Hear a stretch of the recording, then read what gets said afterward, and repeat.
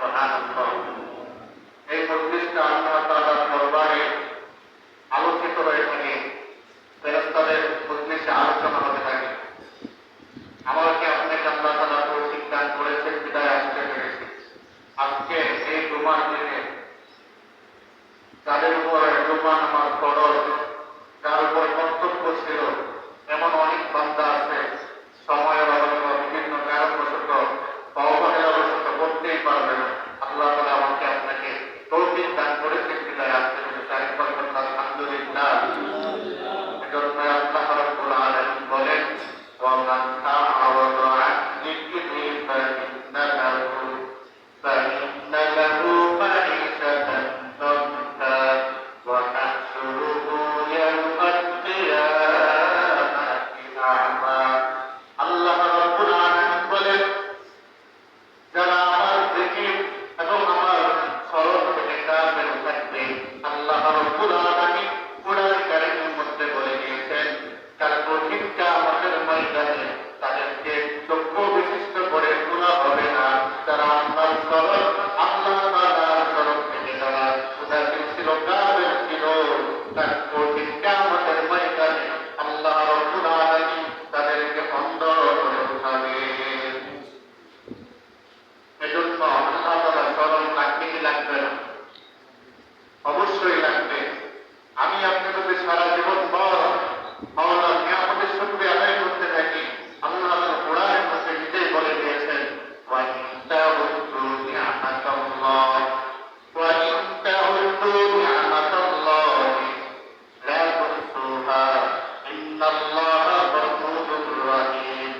আল্লাহ রাব্বুল আলামিন বলেন, তোমরা যদি তোমাদের জন্য যদি সমস্ত নদীর পানিগুলো যদি কালি বানায় দেওয়া হয়, আর এই কালিগুলো বানায় যদি আল্লাহ তাআলার নিয়ামতের গণনা শুরু করো, পশ্চিমকালেও মাওলার পাকের নিয়ামতের শুকরিয়া আদায় করে শেষ করা যাবে না।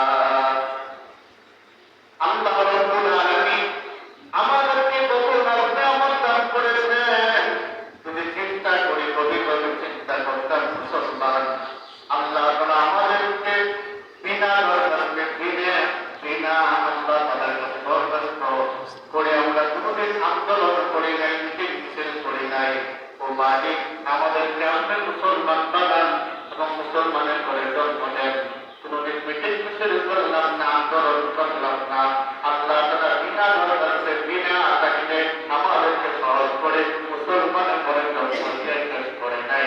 এমন একজন নবীর উম্মত বানিয়েছেন, যে নবীর উম্মত হওয়ার জন্য অন্যান্য পয়গম্বররাও আল্লাহ তাআলার কাছে আবেদন করেছিলেন। সুবহানাল্লাহ। কারণ এই নবীর উম্মত জান্নাতে না যাওয়া পর্যন্ত আল্লাহ তাআলা জান্নাতে বের করবেন না। বলেন না সুবহানাল্লাহ। এই পর্যায়ে মাত্র আমার আপনার নবী, বিশ্ব নবী সাইয়্যিদুল মুরসালিন খাতামুন নাবিয়্যিন হযরত মুহাম্মদুর রাসূলুল্লাহ সাল্লাল্লাহু আলাইহি ওয়াসাল্লামের কাছে দিয়েছেন। সেই নবীর গুণ কেমন ছিল? সিলমান ফাতাআকা ওয়া মুহাম্মদ যালামাকা ওয়া আহসিন ইলা মা আতাআনি। আল্লাহ নবীর গুণ ছিল, যখন কেউ ইনার সাথে ঝগড়া করতেন, তিনি ঝগড়া করতেন না, তিনি পাল্টা ঝগড়া করতেন না, তিনি ইচ্ছা করলে পারতেন জবাব দেওয়ার জন্য, কিন্তু তিনি জবাব না দিয়ে ওনার সাথে ভালো ব্যবহার করে নিতেন। এটা হলো আমার রহমতের নবীর সুন্দর ঘটনা। সুবহানাল্লাহ। নবীদের গুণ ছিল সম্পর্ক ছিন্নকারীদের সাথে সম্পর্ক গড়ায় নেওয়া। আর আমরা সেটা করতে পারতেছি না। হাদিসের মধ্যে, কোরআনের মধ্যে পাওয়া যায়, যে ব্যক্তি আত্মীয়তার চিহ্ন, আত্মীয়তা বন্ধন চিহ্ন করল,